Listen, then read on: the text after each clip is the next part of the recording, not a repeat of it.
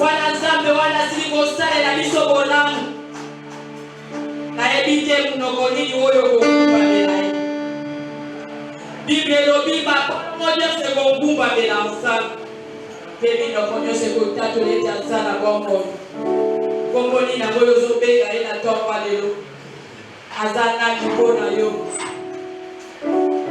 aza nani mpo na libota na yo aza nani mpo na kita lelo wana bayebi bazobomisa loyembo aya signal donné bien aimé yokotombola mongongo mpo na kokumbamela nzambe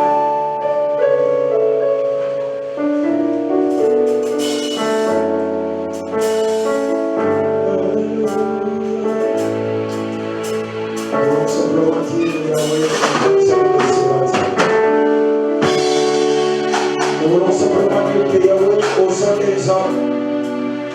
Ils sont là dans les ennemis. Pourquoi les hommes appuient sur le maïs et sur le camp.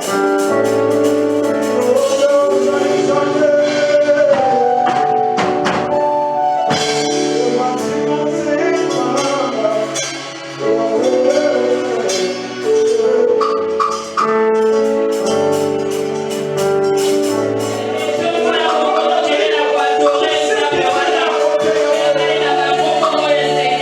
you.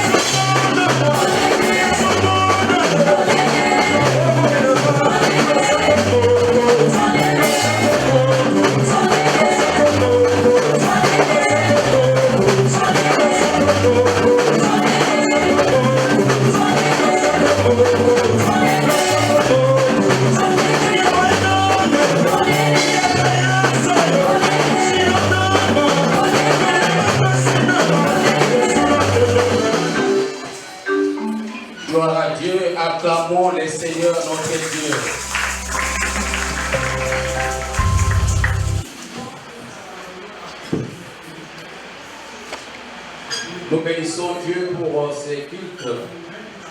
C'est un grand jour.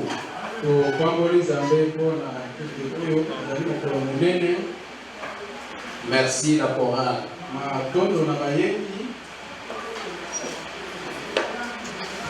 Nous venons d'être enseignés ce matin par notre maman Françoise Ngalasi.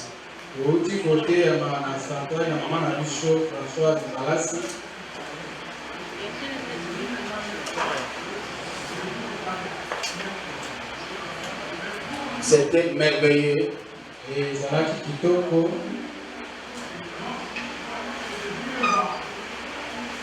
C'était un message qui nous a réjouis les uns les autres.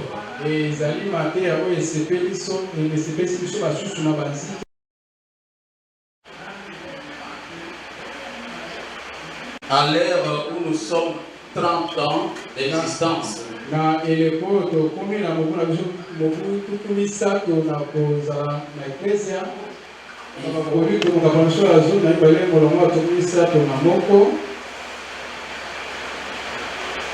nous lirons encore 1 Corinthiens 13, 1 à 2.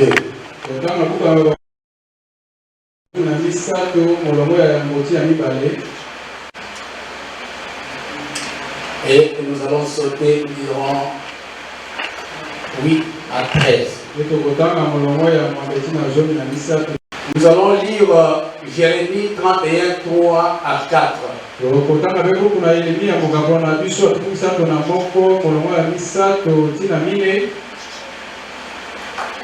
Et nous lirons Psaume 136, verset 1 à 9.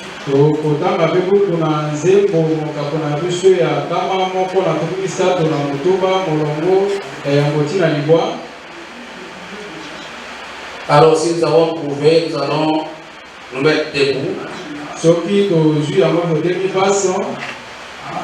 en lisant 1 Jean 4, 7 à 8.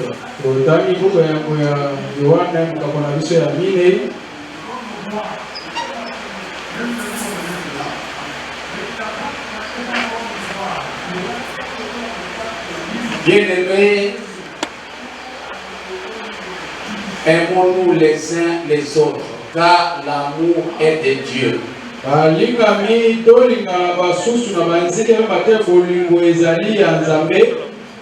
Et quiconque aime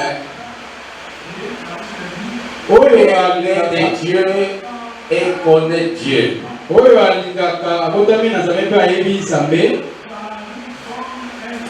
Quiconque aime est né de Dieu et connaît Dieu. Celui qui n'aime pas n'a pas l'amour de Dieu, car Dieu est amour.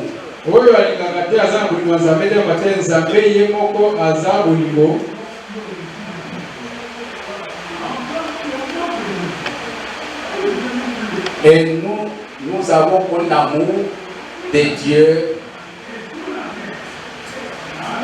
parmi nous.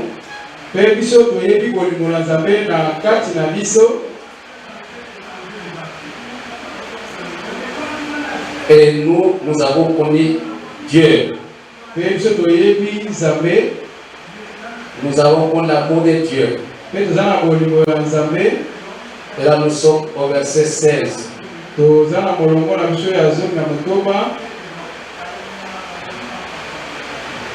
Et nous avons connu l'amour de Dieu, l'amour que Dieu a pour nous, et nous y avons cru. Dieu est amour. Celui qui demeure dans l'amour demeure en Dieu. Et Dieu demeure en lui. Tel il est, tel nous sommes aussi dans ce monde.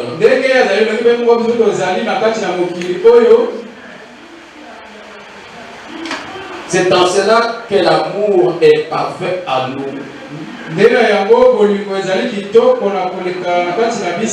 Afin que nous ayons de l'assurance au jour du jugement.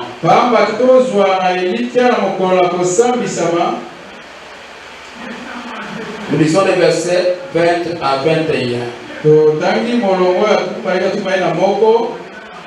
Si quelqu'un dit j'aime Dieu et qu'il haïsse son frère, c'est un menteur.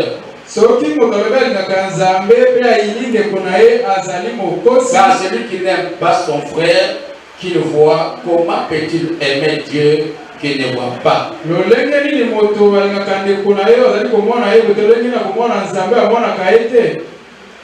Et nous avons de lui ce commandement, que celui qui aime Dieu aime aussi son frère.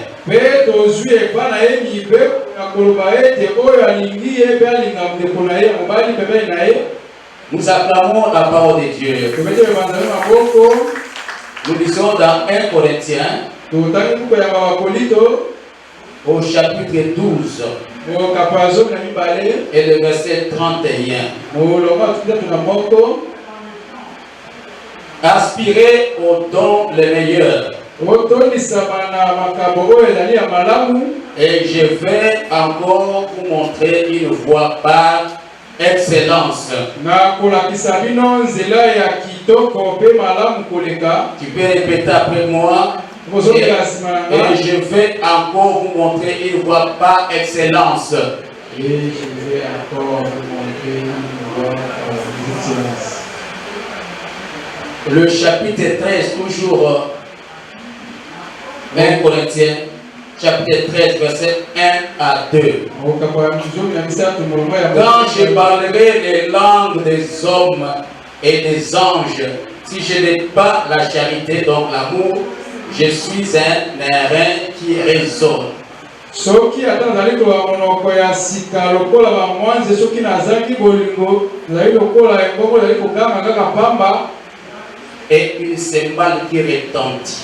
Lokola munali kobeta kaka pamba, une cymbale qui retentit. Lokola munali kobeta pamba. Et quand j'aurai les dons de prophétie, la science de tous les mystères et toute la connaissance, quand j'aurai même toute la foi jusqu'à transporter des montagnes, si je n'ai pas l'amour, je ne suis rien.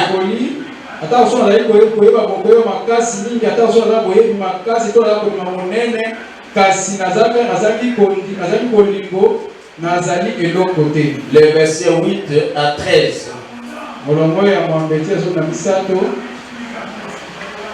La charité ne périt jamais.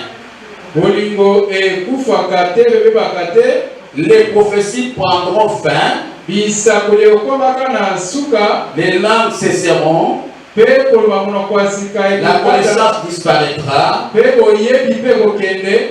Car nous connaissons en partie. Et nous prophétisons en partie. Mais quand ce qui est parfait sera venu, ce qui est partiel disparaîtra.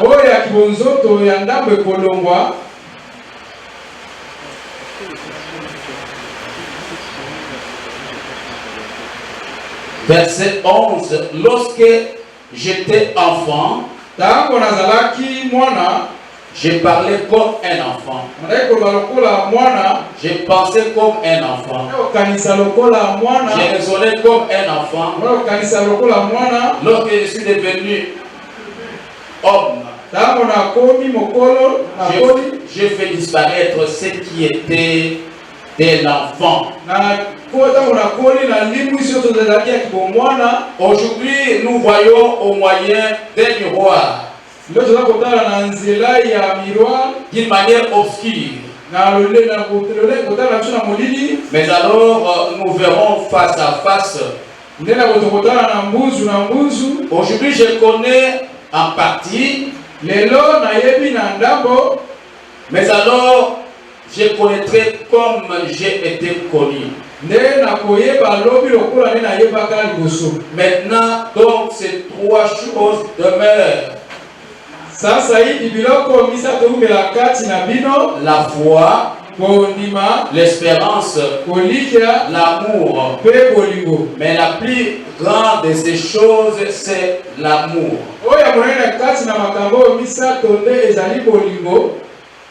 Nous lisons dans Jérémie,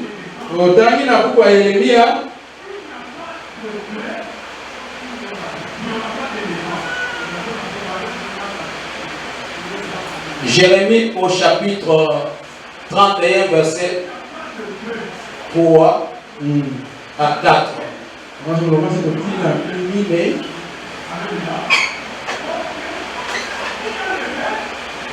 Jérémie 31, 3 à 4. De loin l'Éternel se montre à moi. Je t'aime d'un amour éternel. C'est pourquoi je te conserve ma bonté. Je te rétablirai encore. Et tu seras rétabli. Pierre d'Israël. Tu auras encore des tambourins pour parir. Et tu sortiras au milieu des danses joyeuses. Nous allons lire terminer dans Psaume.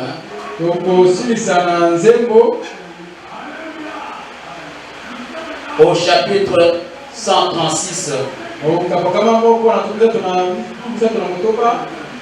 Le verset 1 à 9.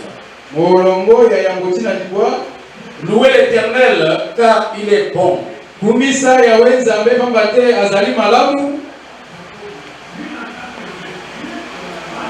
Car sa miséricorde dira toujours. Louez les dieux des cieux. Car sa miséricorde dira toujours. Louez le Seigneur des seigneurs. Car sa miséricorde dira toujours. Celui qui seul fait des grands prodiges, car sa miséricorde dira toujours. Celui qui a fait les cieux avec intelligence, car sa miséricorde dira toujours.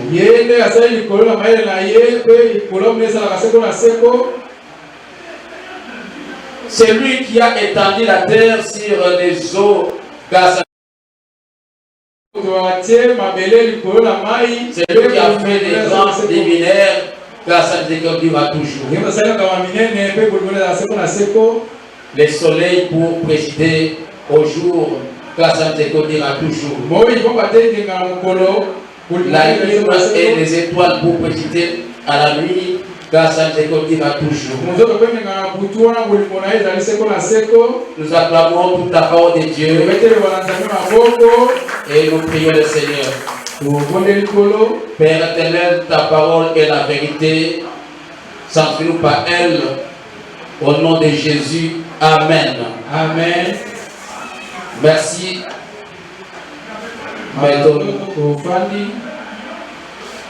Voici les termes que l'oratrice nous a proposé ce matin.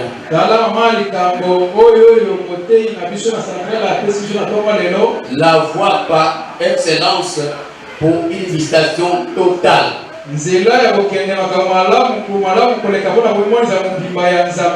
La voie par excellence pour une visitation totale.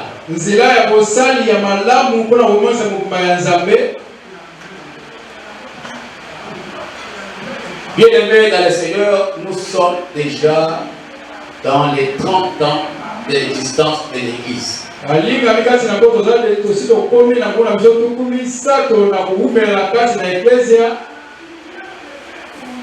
Et on nous a dit que ça s'est fait.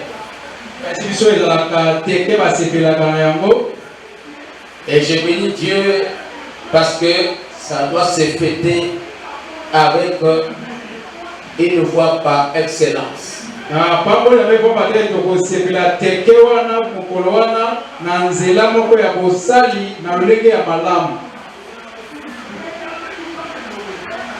à 30 ans,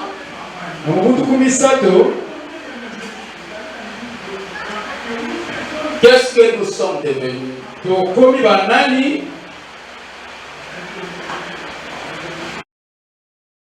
On fait. Comment devons-nous être à 30 ans?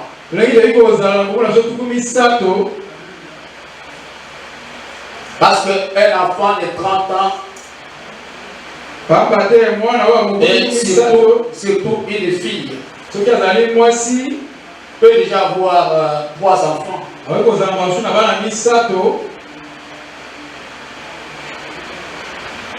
À 30 ans, on n'est pas encore enfant. On n'est pas adolescent.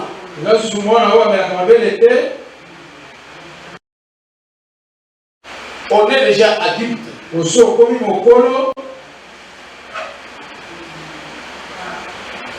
En dehors de ce que nous avons eu comme enseignement,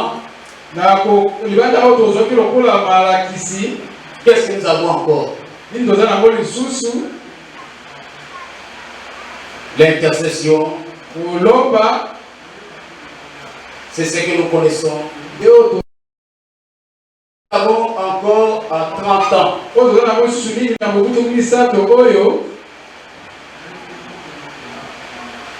À 30 ans, nous devons être équilibrés. Pas seulement dans l'enseignement, pas seulement dans les prophéties, pas seulement dans les prières. Soyons équilibrés. Équilibrés en tout.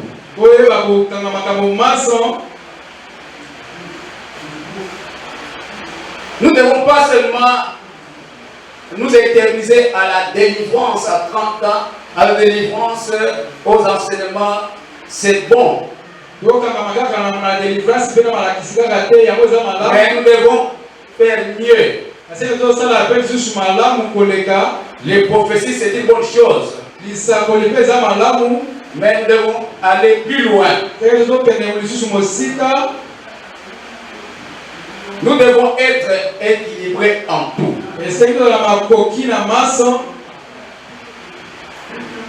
Si nous ne sommes pas capables de parler de tout, parce qu'à 30 ans, nous devons parler de tout, de tout.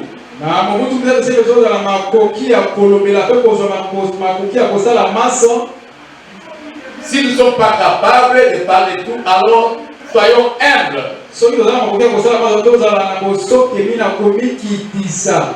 Et reconnaître la grâce que Dieu a déposée dans les autres frères, les autres sœurs.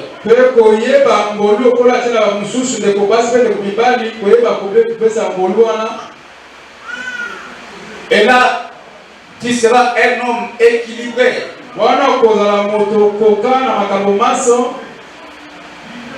Dans Matthieu 16, verset 19, le Seigneur dit, je te donnerai les clés du royaume. Les clés du royaume. On dit pas la clé. On dit les clés. Donc il y en a plusieurs. Et parmi ces clés-là, il y a la voie par excellence. Il y a la voie par excellence. Ne te contente pas d'avoir la clé.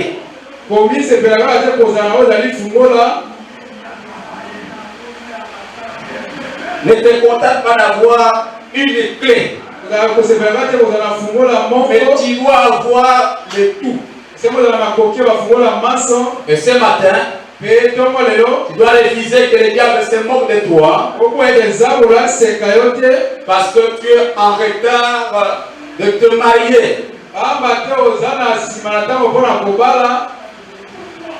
Tu es en retard par rapport au travail. Il faut refuser que le diable se moque de toi. Le diable est un menteur. Pas seulement maintenant, mais depuis longtemps, depuis toujours, il est menteur. C'est depuis la création. S'il te dit que tu es en retard, dis-lui que tu es menteur. S'il te dit que tu as échoué, dis-lui que tu es menteur. Nous avons des rapports qu'il a toujours échoué. Les rapports qui nous viennent des uns des autres disent que le diable a toujours échoué.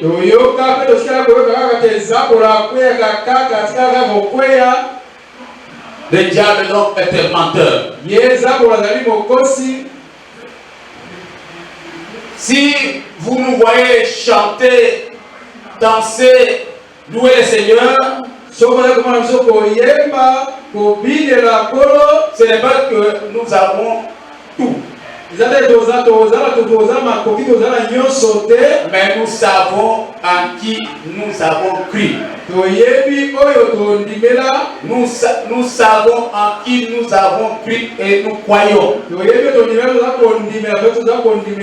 C'est pourquoi vous nous voyez chanter, louer, danser.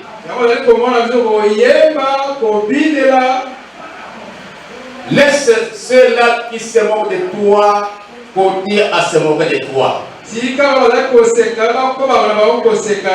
Mais un jour viendra, ils vont t'acclamer. Un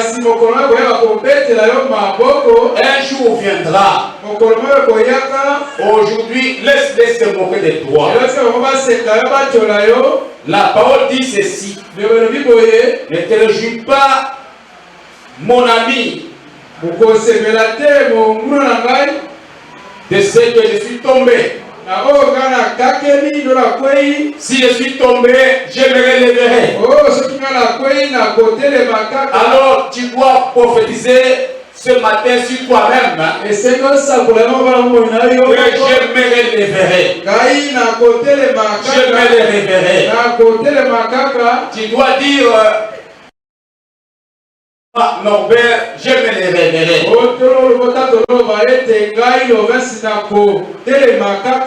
Ce matin, Dieu nous a demandé de parler de la clé qui est une voie par excellence, et cette clé-là, c'est l'amour. La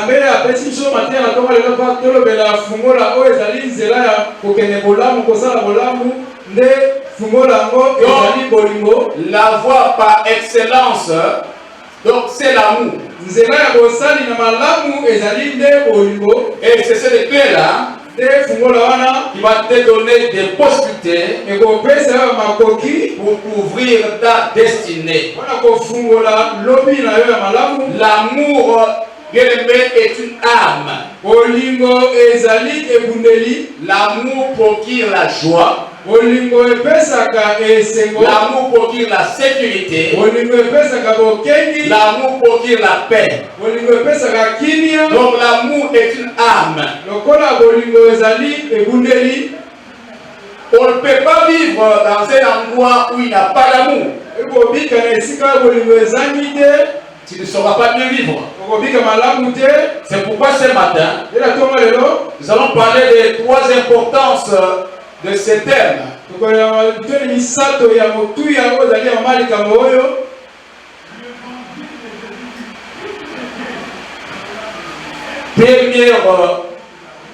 importance. Dieu est amour. Dieu est amour. Non pas que Dieu a l'amour, mais lui-même est amour. Dieu possède l'amour. Et nous devons donc graver dans nos esprits que Dieu est amour. Dans 1 Jean 4, verset 8, celui qui n'aime pas ne connaît pas Dieu,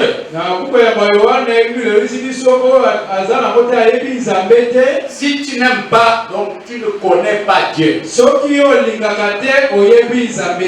Donc tu ne l'as jamais même connu. Tu peux chanter comme tu veux, tu peux prophétiser comme tu veux, tu peux faire tout ce que tu fais,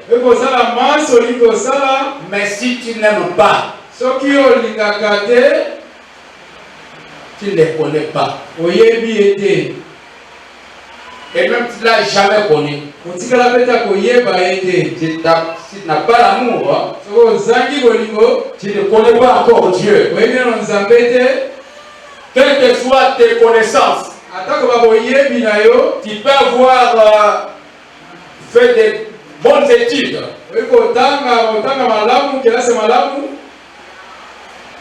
Il faut noter ceci. Et j'ai aimé, c'est très important. La connaissance de Dieu ne se mesure pas aux études.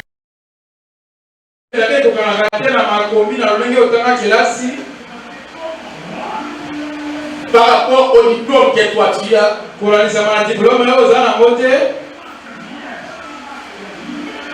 par rapport au don que toi tu as, parce que j'ai beaucoup de dons, je parle la langue, je prophétise, et que je connais Dieu. Non, bien-aimé. Mais la connaissance de Dieu se mesure par l'amour.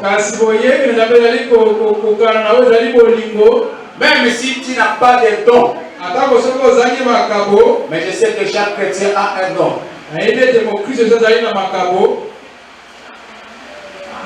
Si tu as l'amour, tu connais Dieu.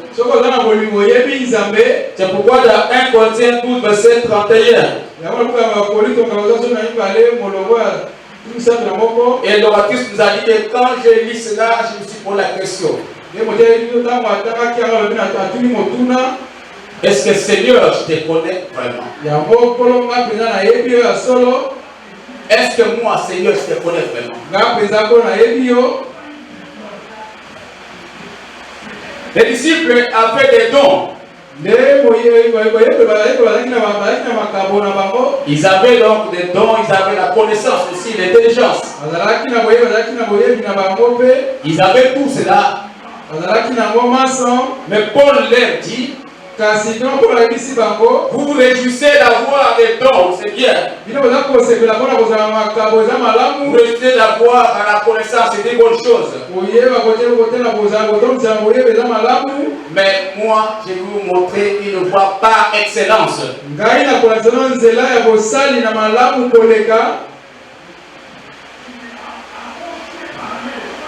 Mais ils peuvent se dire, mais quelle voie encore? Nous prophétisons, nous chassons les démons, nous faisons tout.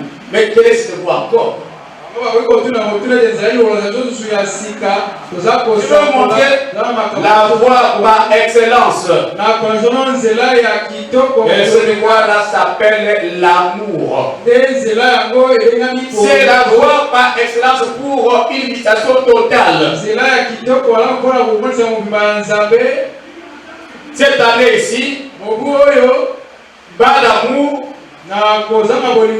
pas de méditation totale.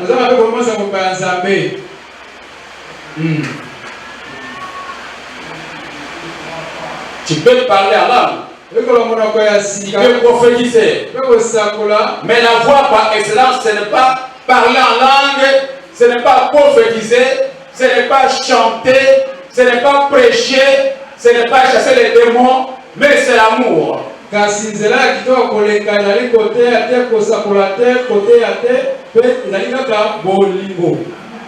Si tu n'en as pas, donc tu n'as rien. Donc tu es zéro.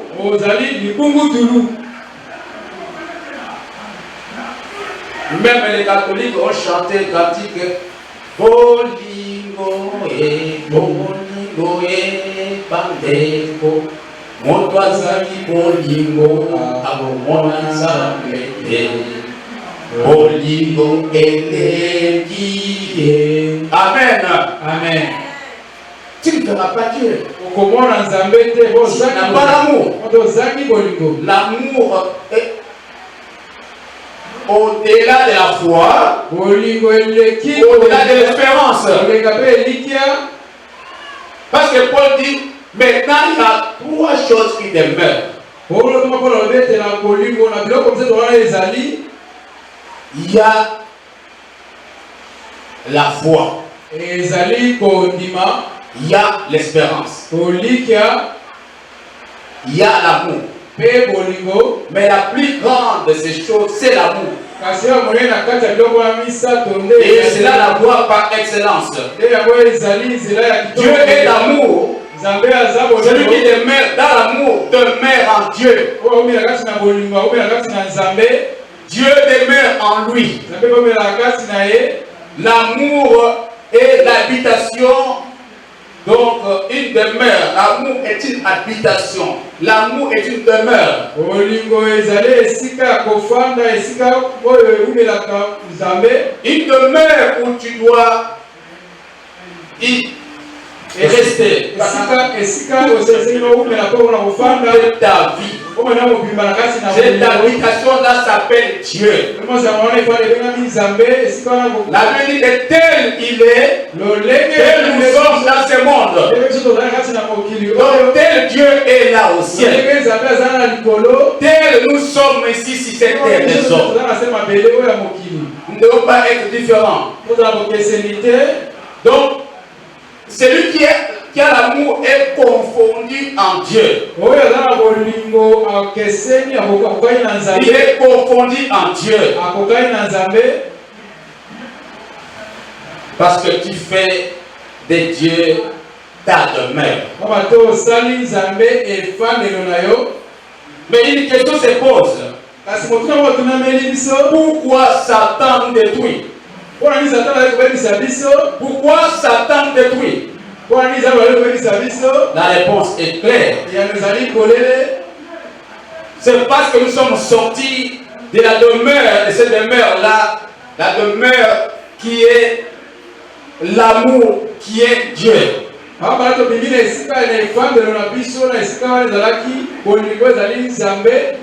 Nous sommes sortis. Et c'est comme ça que le diable nous détruit.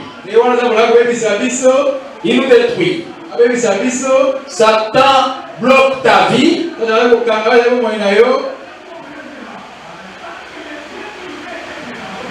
Parce qu'il ne veut pas que la main de Dieu te touche.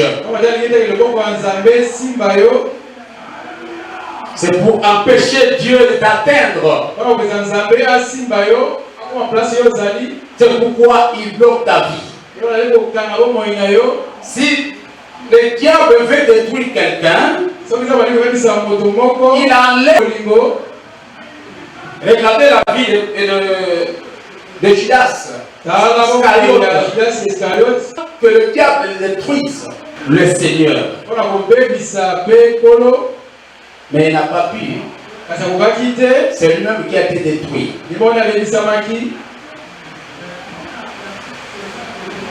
Donc ici, ce n'est pas question de la sorcellerie. Non. C'est un problème de l'amour que le diable a enlevé en toi. C'est par ici qu'on reconnaîtra que nous sommes disciples. Si vous aimez les uns les autres, alors le monde reconnaîtra que vous êtes mes disciples. Si vous aimez les uns les autres, nous allons fêter 30 ans dans l'amour.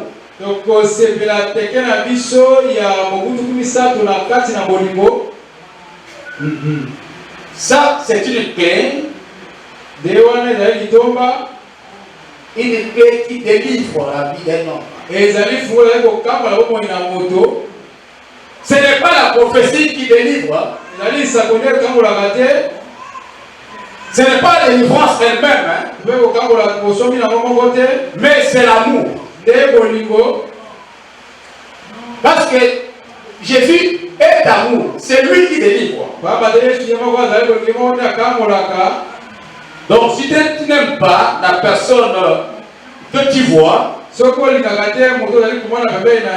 peux pas dire que j'aime Dieu. Parce que Dieu, on ne le voit pas. Dieu, on le voit au travers les projets que toi tu vois là.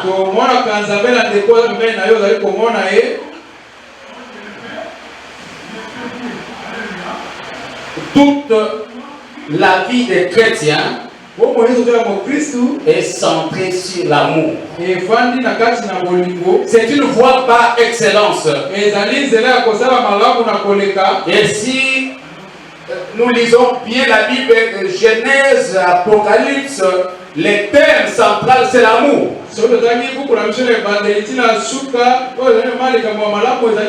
C'est une voie qui assure la délivrance. Deuxième importance, l'amour ne périt jamais. L'amour ne périt jamais. La foi peut périr. Jésus a dit à Pierre, le diable t'a réclamé pour te cribler comme les froment, mais j'ai prié pour toi. J'ai prié pour toi, afin que ta foi ne fasse point. Et que tu ne fasses pas naufrage par rapport à la foi. Donc, quelqu'un peut faire naufrage par rapport à sa foi. Mais l'amour ne périt jamais. L'amour ne périt jamais. À 30 ans, nous devons décider, nous devons accepter de marcher dans l'amour. Une clé. C'est une clé qu'on appelle l'amour. Et cette clé vient de la part du Seigneur. La voie par excellence, c'est l'amour. Choisis donc l'amour. Ce matin, l'amour est capable d'opérer des miracles.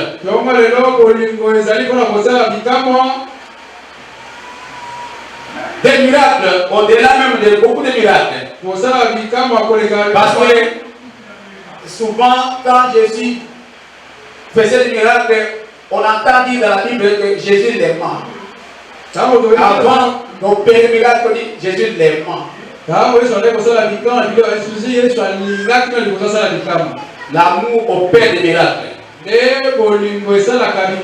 Si tu enseignes l'amour, tu enseignes dans l'amour.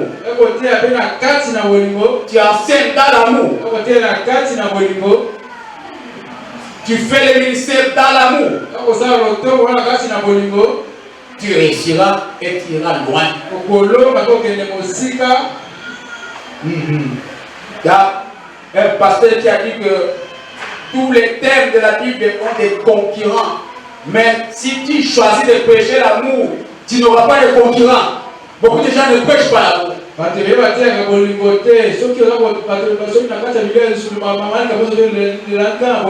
Tu vas rester toi-même seulement, toi-même, parce que beaucoup de gens vont partir ailleurs dans d'autres thèmes, mais toi tu resteras seul.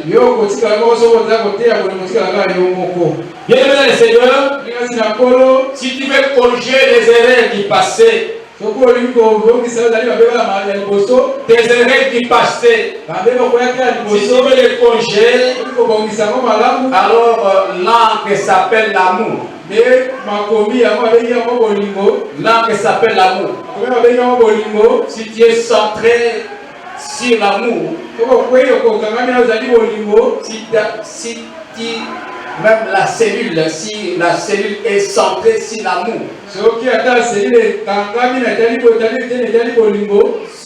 si la commission, la sous-commission que tu diriges est centrée dans l'amour,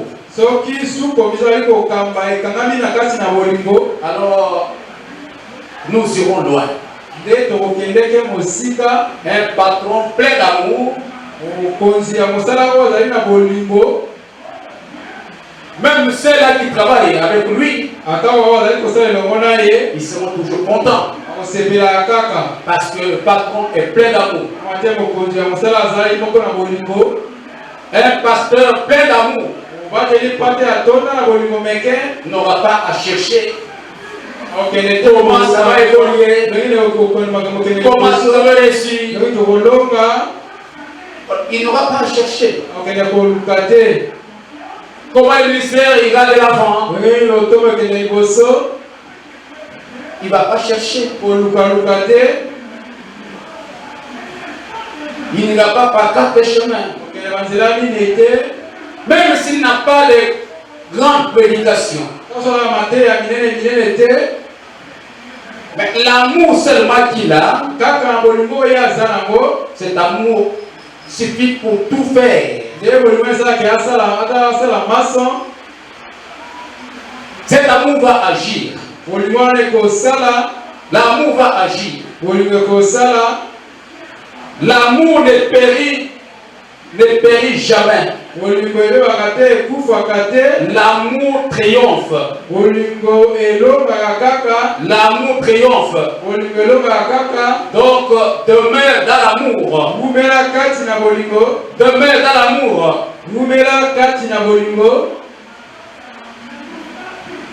Choisis l'amour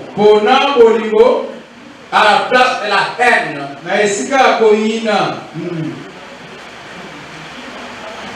J'aime tel, je n'aime pas tel. Choisis l'amour à la place de la médisance,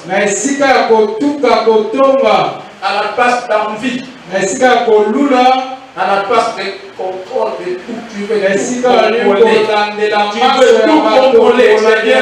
Juge président. Choisis l'amour. Si tu n'as pas l'amour,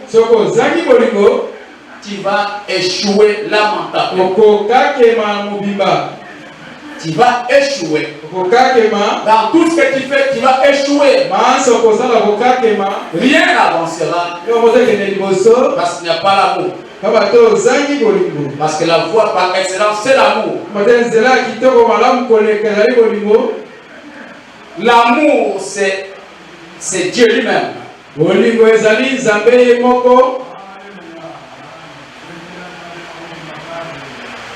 Si on n'a pas l'amour, il est bien dit, on ne verra pas Dieu.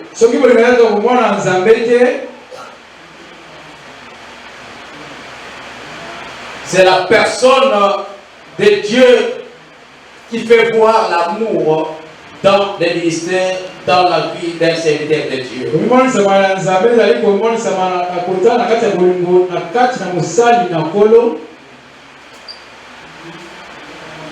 Et l'amour n'est pas forcé. L'amour est sans hypocrisie.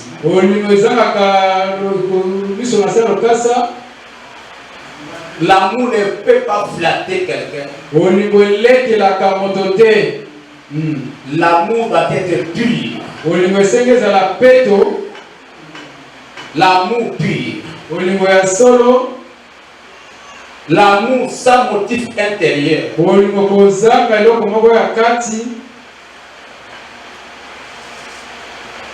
Je n'ai pas besoin de te flatter. C'est ce qu'elle a dit l'oratrice. Je n'ai pas besoin de te donner des cadeaux. Cadeau ou pas cadeau, tu vas transpirer l'amour. L'amour couvre l'amour couvre tout, la nudité. L'amour couvre la nudité. L'amour couvre la nudité de tes frères et tes sœurs. Regardez mes pochettes. Il était perdu de pierre. Mais quand il est venu à la table avec le roi, quand il mangeait, personne ne peut voir ses pieds. On voyait que mes pochettes, un homme normalement perdu de pieds, cette infimité-là est ouverte dans l'amour. L'amour couvre l'imperfection de ta femme, de ton mari, de ton frère, de ta soeur, de ton pasteur, de ton berger. L'amour couvre tout.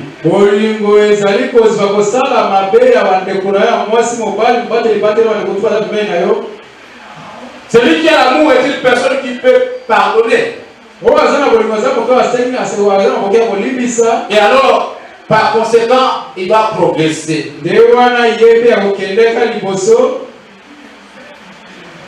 Dans l'église universelle, pour ne pas parler de l'église locale, il y a les serviteurs de Dieu. Mais on voit comment ça se passe avec les serviteurs de Dieu. On voit comment les pasteurs se détruisent. Mais ce sont les serviteurs de Dieu. Ils parlent du mal les uns des autres.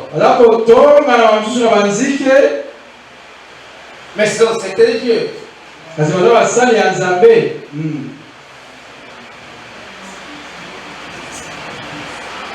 On raconte l'histoire du synode des pasteurs de Kinshasa. Donc, quand on parle du synode, on voit les pasteurs, les missionnaires, les missionnaires, c'est de quoi tout cela. Ils vont pour manger ensemble, mais pendant qu'on dit prions, tout le monde a les yeux ouverts sur le plat qui est devant lui. Parce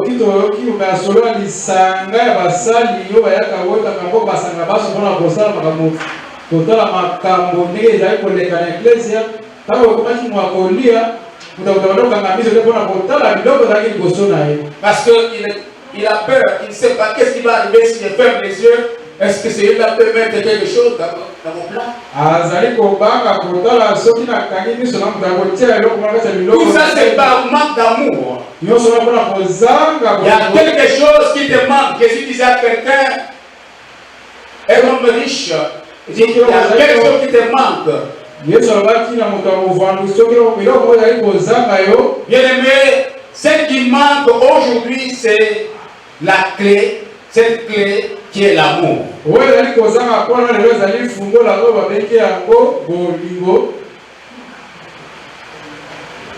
Il y a des gens parmi nous qui ne se regardent pas face à face. Ils ne se regardent pas.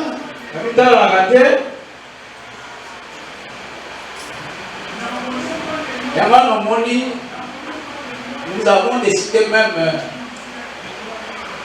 à la bergerie, nous avons décidé de quitter Kotiaka Congo et Badou na liste ya ba personne Kotiaka wana ba prédicateur na ba modérateur Kotiaka Congo ba prédicateur te parce que vous souciez que la Monica Karma nous doté mardi ngana oyate amen na oyate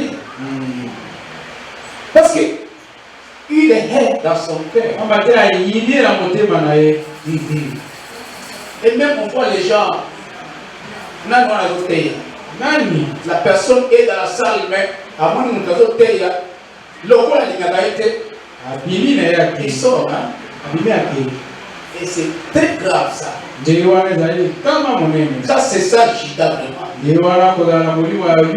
Judas est sorti pendant qu'on mangeait, mais les diables l'a saisi, l'a hanté et il est sorti. Il y a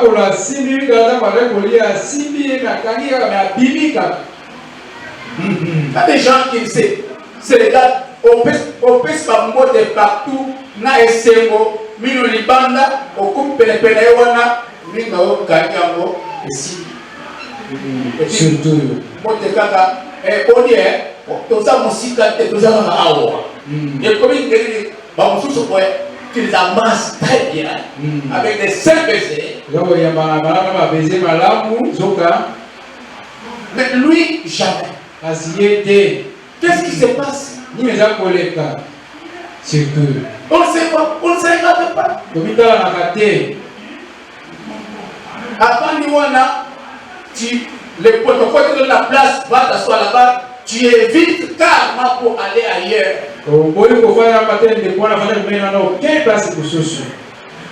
Est-ce que d'abord tu peux regarder en face celui qui est avec toi?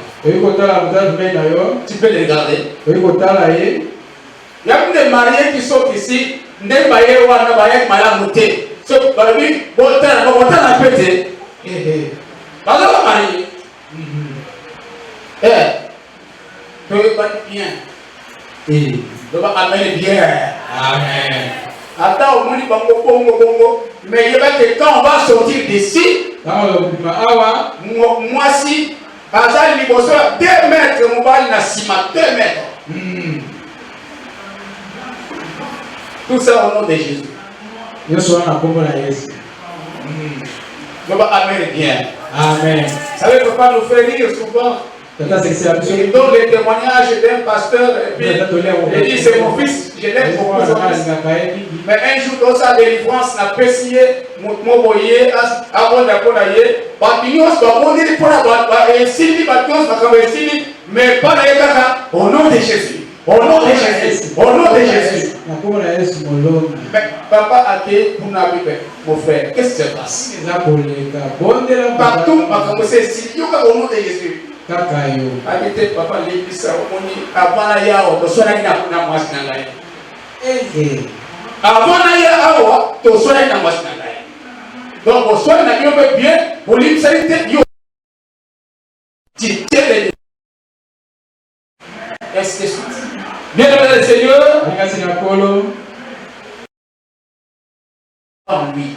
Qu'est-ce que tu ne sais pas na munino loa nino sepela kwa muninga na lote.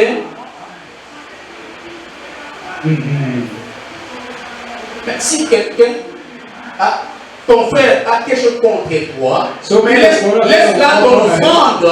Si kana kuboza pas d'abord kendena no pas d'abord te réconcilier. Kendena ko sa boyo kaina ye. Qu'est-ce que tu es venu faire à l'église? Oye ko sa ni na ecclesia. Qu'est-ce que tu veux faire à l'église? Il y a des gens qui n'existent jamais dans ton cœur. Donc, quand tu n'aimes pas quelqu'un, tu l'as déjà tué. Parce que celui qui n'aime pas est un meurtrier. Un meurtrier. Et tu l'as déjà tué. Combien de cimetières dans ton cœur là? Combien de cimetières que toi tu as là-bas?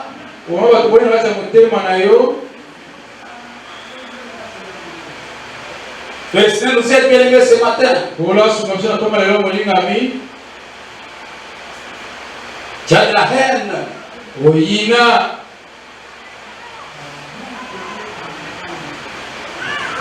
Envers la personne qui est à côté de toi. Qu'est-ce que tu n'aimes pas en lui? Qu'est-ce que tu es venu faire à l'église?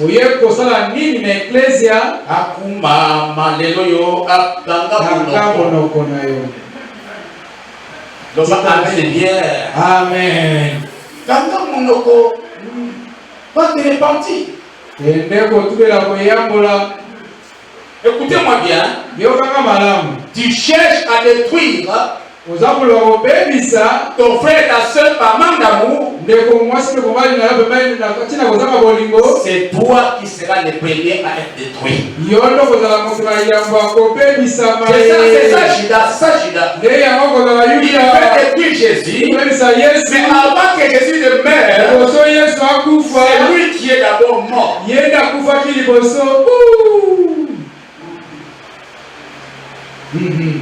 Cherche, ton frère va arranger.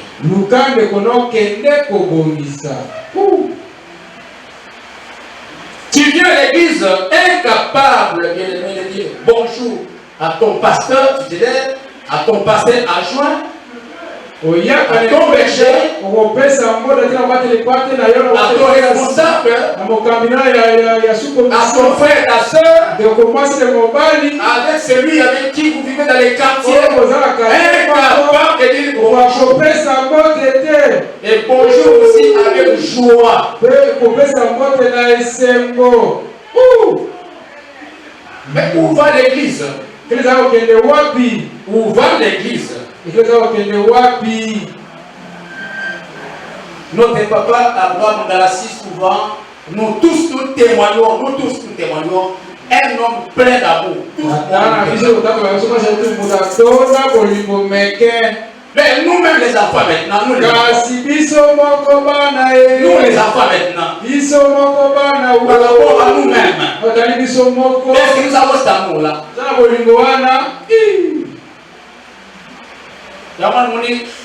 Souvent Dieu nous montre quelque part la vision, à d'autres traverser,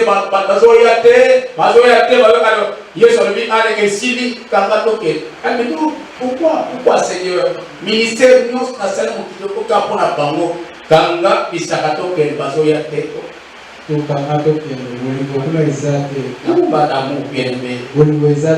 c'est mal qui résonne.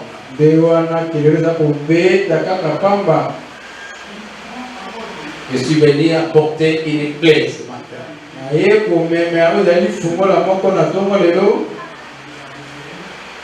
Et cette clé, c'est l'amour. C'est la voie par excellence. C'est l'amour. Celui qui a l'amour ne fera aucun effort, bien-aimé. Aucun effort, la main de Dieu va l'atteindre. La main de Dieu va le toucher. Parce que il a l'amour. Ça sera facile. Ça sera facile.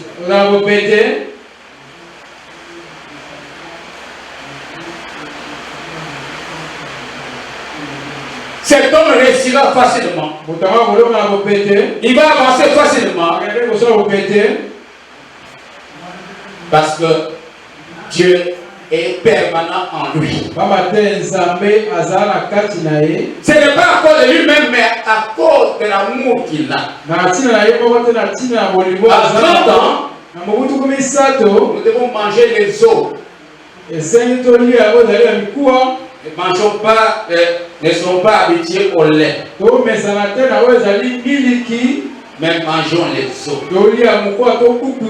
Et que les hommes fait. Les disciples équilibrés. Équilibrés en tout. Cette année ici, tu dois paralyser la main du diable qui te bloque.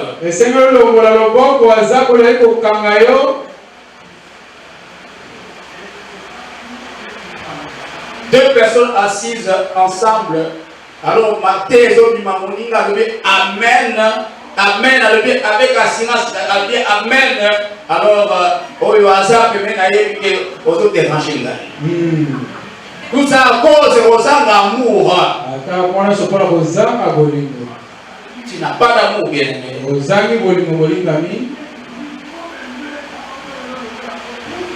Quand même on te regarde, si tu n'as pas d'amour, même le visage est défiguré. Parce que tu n'as pas d'amour. Et c'est la haine qui habite en toi. Ce matin, enlève la haine. Il y a des faux mariés. Des faux mariés qui sont ici.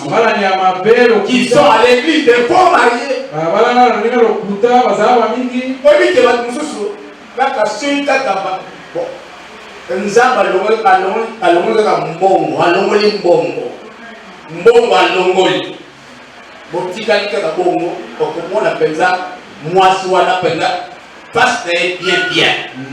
Donc, on a passé moi, on a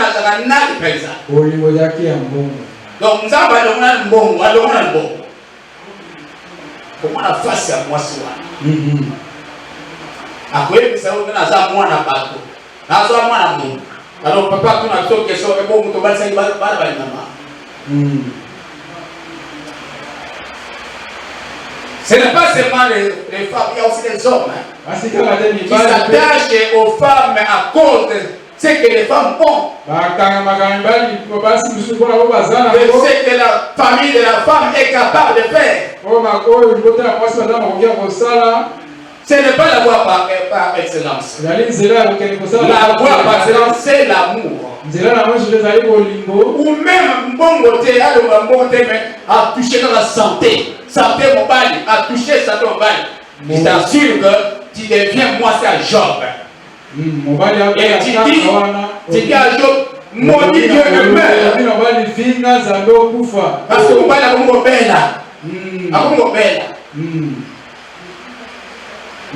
Tu deviens moi c'est à Job.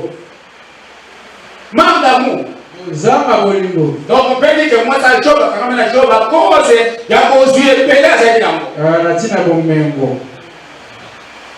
Celui qui n'a pas l'amour est un menteur. Avant d'aimer Dieu, aime d'abord ton frère. Aime celui qui est à tes côtés. Dans 1 Corinthiens chapitre 13. Et là, c'est une récitation aujourd'hui. Nous récitons 1 Corinthiens chapitre 13.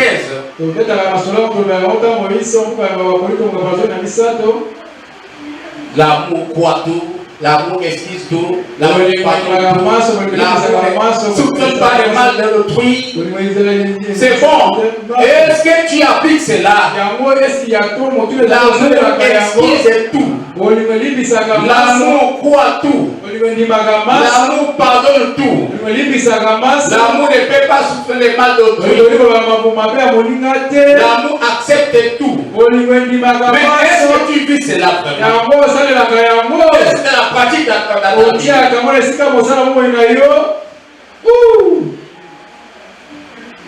Dis à celui qui est à côté de toi, moi ce matin, j'ai choisi la voie par excellence et l'amour. Il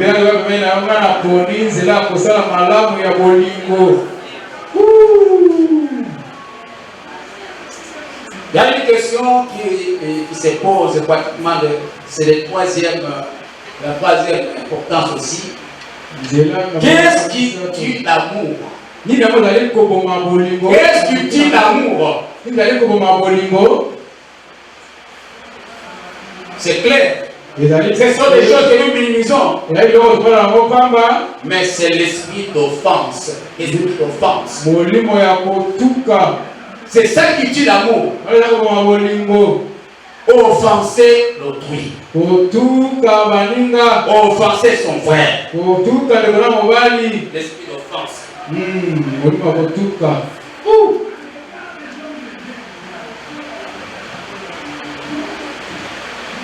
Non seulement que les hommes les plus offensés sont les chrétiens, mais c'est plus les enfants de Dieu. Les enfants de Dieu. Chrétiens, mais les enfants de Dieu.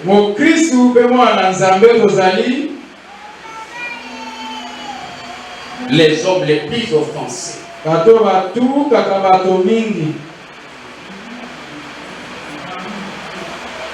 Quand cet esprit-là t'envahit, il est impossible d'aimer. D'aimer la personne qui t'a offensé. Quand l'esprit d'offense t'envahit, il est impossible d'aimer la personne qui t'a offensé. C'est ici où les pommes d'amour aussi, c'est aussi une épée à deux tranchants.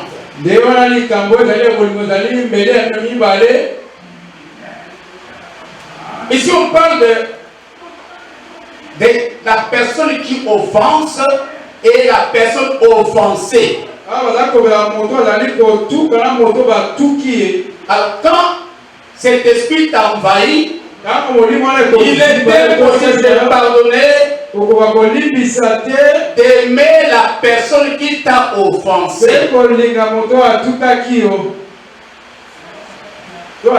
Bible dit que si tu es à l'hôtel, tu peux donner ton offrande, et là, tu te souviens que ton frère a quelque chose contre toi. Ce n'est pas que toi, tu as quelque chose contre ton frère, mais ton frère a quelque chose contre toi. Laisse d'abord là ton offrande, va te réconcilier avec ton frère.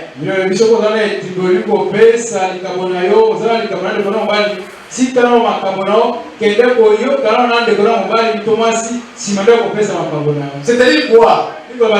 Si tu te rappelles que la personne qui t'a offensé, toi qui es offensé, tu dois faire le pas pour aller te réconcilier avec lui. Ton frère a quelque chose contre toi. C'est-à-dire que ton frère t'a offensé. Mais souvent, qu'est-ce qui se passe? Non, c'est lui qui m'a offensé. Moi, je n'ai pas de problème. Si tu as des problèmes, parce que tu dois aller faire les pas pour aller te réconcilier avec ton frère. Mais si cet esprit d'offense t'envahit, il sera impossible d'aimer ton frère qui t'a offensé. Et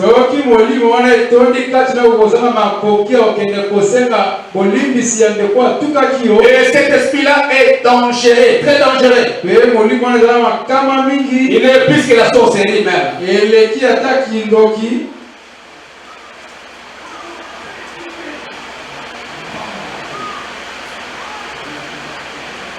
Plus il y a de l'amour, plus tu ne vas pas t'occuper de l'offense. Mais il faut que le Saint-Esprit intervienne.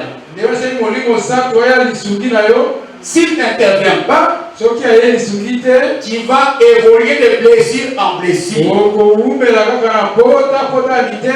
De blessure en blessure. Toujours émotionné, toujours.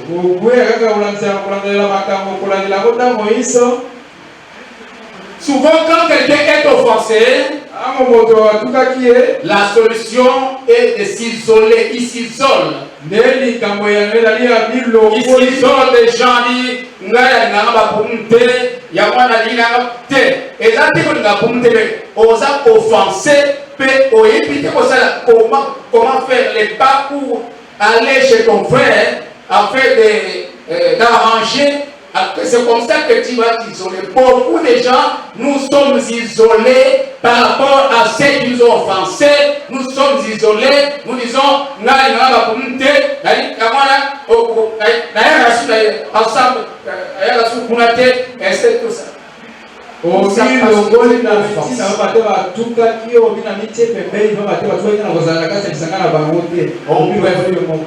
On préfère s'écarter. C'est pourquoi il y a dans l'église des hommes qui ont offensé, il y a de ceux qui ont offensé.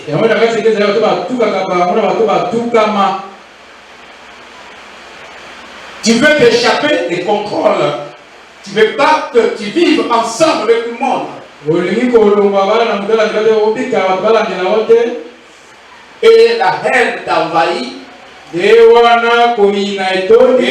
manques l'esprit de pardon.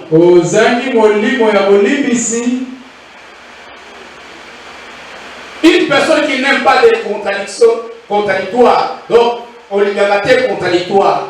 Moutouana Aza un homme qui est offensé. Tu veux que ce que toi tu as dit, et ça va bon, qu'on ne change pas. Ce que je dis, c'est ça. Ah ouais, ça me va. Mon pas changé. Ce que tu as dit, oyo c'est oui. olobaki ezali iyo Personne ne peut dire non. nakoloba yango no Si c'est non, personne ne peut dire oui. utakoloba iyo te. C'est une personne qui vit dans l'offense. ali moto akobika na kati na botukami Et le diable est prêt à le détruire. zala kolala pembeni mpo na kobebisa ye. La personne est déjà offensée. Tango esika atuka ye. C'est pourquoi tu verras que quelqu'un qui est blessé à partir de sa maison, si c'est un chef, il va au travail, Mukolowana a ça va ordre moko exagéré au coup des alagatés, même dans le règlement intérieur à Bibi, à comme on n'importe quoi, parce que il y a mon pas où tanda pour aller avec des blessures.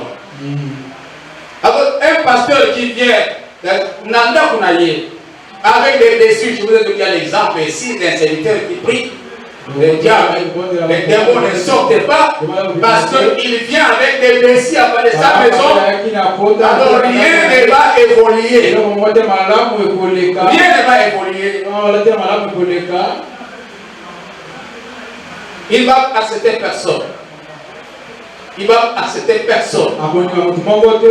Il faut bien aimer savoir quitter l'offense. Ça, c'est ça l'esprit qui détruit.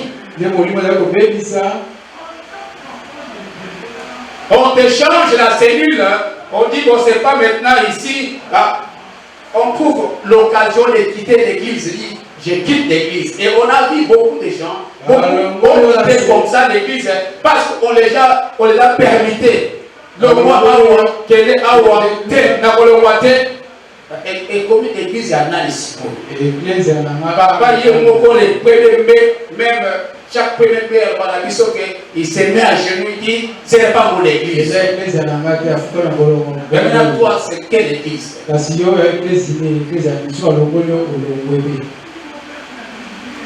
On te fait une critique,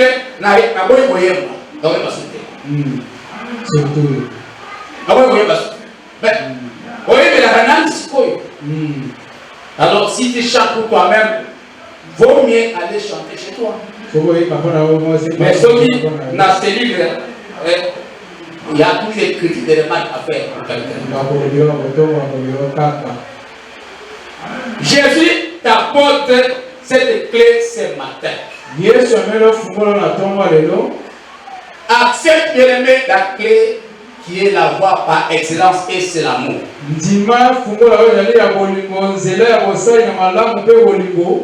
Nous devons aussi accepter nos erreurs. Parce que nous sommes tous des hommes. Nous connaissons en partie et nous connaissons en partie. Acceptons nos erreurs. Ça va résoudre beaucoup de problèmes. Ne dis pas que moi c'est que moi je dis c'est ça. Paul disait nous aussi nous avons l'esprit de Dieu. Soyons capables de pardonner les ennemis. Quels que soient les problèmes, pardonnons. Tu as offensé, sois capable d'aller demander pardon à celui qui t'a offensé. Tu es offensé, sois capable d'aller aussi te réconcilier avec celui qui t'a offensé. Et là, les choses vont bien marcher. Même en famille, même au service, même à la cellule, même dans les quartiers, si nous avons cet esprit-là, de pardonner, de reconnaître nos erreurs, nous irons loin. Nous irons loin avec le Seigneur. Nous n'allons pas échouer. L'année de la visitation totale ne va pas nous. Dans Proverbe 18, verset 19. Un cœur blessé est difficile de le gagner. Quand un cœur est blessé, c'est difficile de le gagner, bien aimé. Alors garde ton cœur plus que toute autre chose. Vous savez que la femme d'Hérode était offensée. Oyebi mwasi Herode atukamaki. Parce que Jean-Baptiste ne voulait pas de ce mariage-là. Parce que la femme était la femme de son frère. Et cette femme attendait une occasion. Et le jour où sa fille a bien dansé, alors demande-moi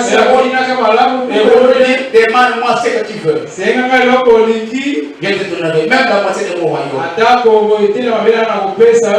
Alors, elle est allée consulter sa mère. Sa mère lui dit, demande la tête de Jean-Baptiste. Yo, c'est la gamme, ça va faute. Yo, c'est la basa ba faute côté beta maboko o seka bango ocho la bango surtout o bango moi na bango et Jean-Baptiste est mort à cause de ça. Des cœurs offensés, des cœurs offensés, sort de ces pièges élevés et demeure dans la voie par excellence qui est l'amour.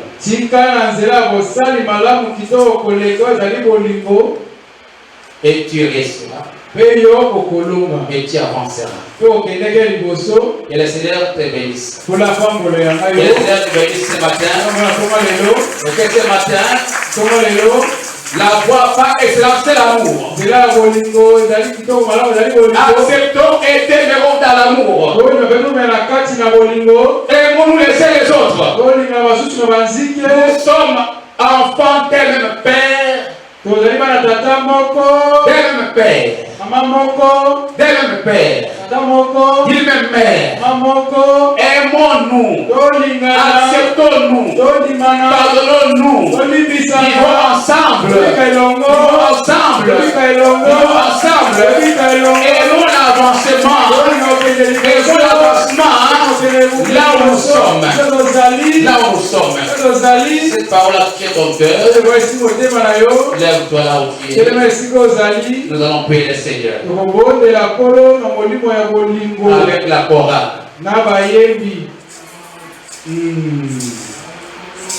Les disciples ont dit à Jésus, combien de fois dois pardonner mon frère? Cette fois. Non. Et je vous dis pas cette fois. C'est dans cette fois. Mais ils ont trouvé que c'était impossible. Alors c'est pourquoi ils demandent, augmente-nous la foi. Augmente-nous la foi ce matin. Tu vas demander à Dieu d'augmenter la foi. Augmente-moi la foi pour savoir aimer mon frère et ma soeur. Pour savoir pardonner mon frère et ma soeur. Pour savoir supporter mon frère et ma soeur, pour savoir excuser mon frère et ma soeur. Prions le Seigneur de Dieu. Prions le Seigneur de Dieu. Priez Dieu, demande à Dieu, augmente la foi.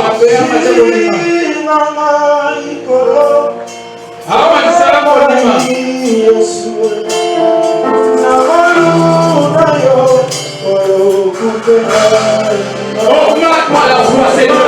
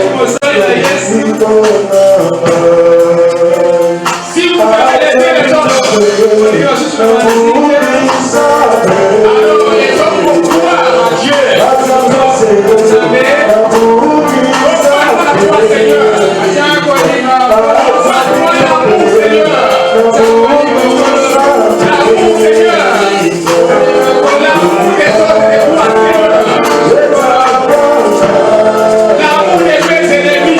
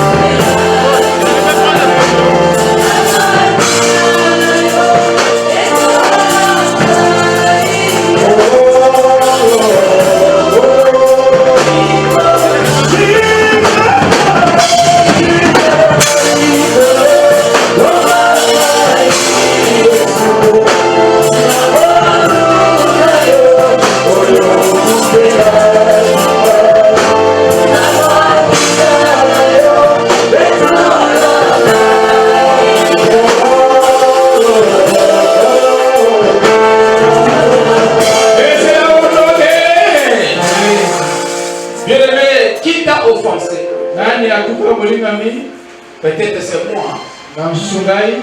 Si c'est moi, pasteur Norbert, pardonne-moi. Pardonne-moi. Peut-être que c'est une personne qui est déjà morte, qui n'existe pas, qui était à la cellule mais qui n'est plus à la cellule. Moi, je m'identifie à ces hommes-là. Pardonne-moi. Pardonne-moi. Pardonne-moi.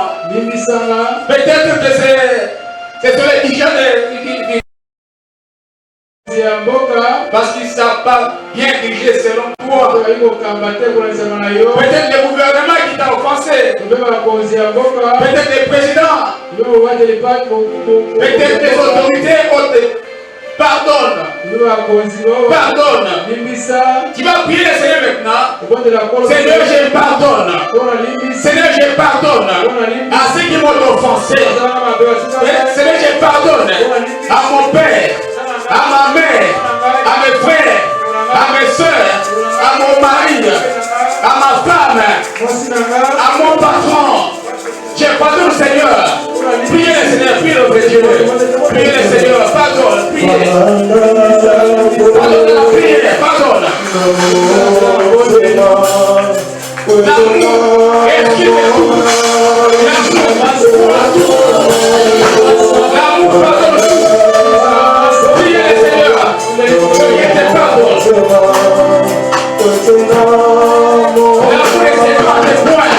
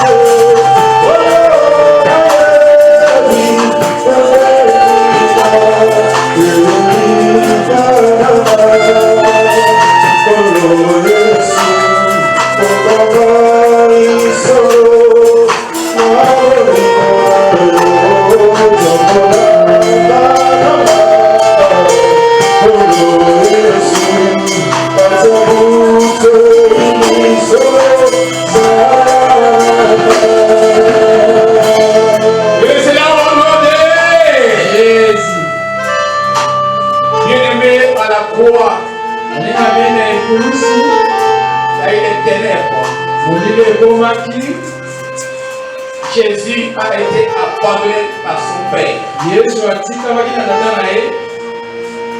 Son père l'a abandonné. Son père attendait une chose qui doit sortir de sa bouche.